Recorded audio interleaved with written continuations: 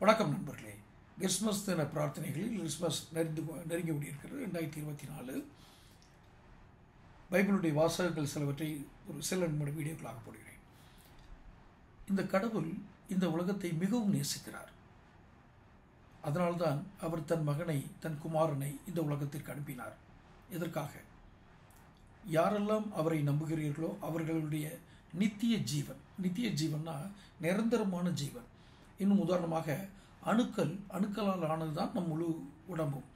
இந்த நித்திய ஜீவன் என்பது இந்த அணுக்கள்.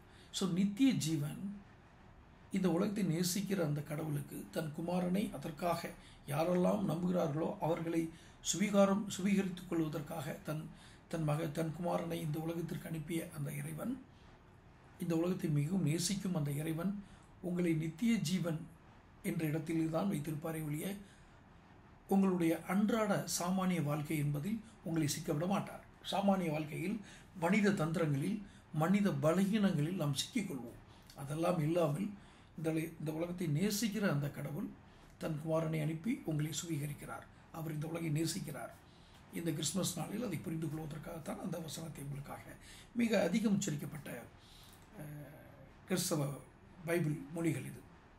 அடுத்து இன்னொரு வீடியோவில் பார்க்குறேன். சேனல் சப்ஸ்கிரைப் பண்ணுங்கள், நோட்டிஃபிகேஷன் பில் பதிவு பண்ணுங்கள். அப்போ தான் வீடியோக்கள் வந்து சேரும். நன்றி.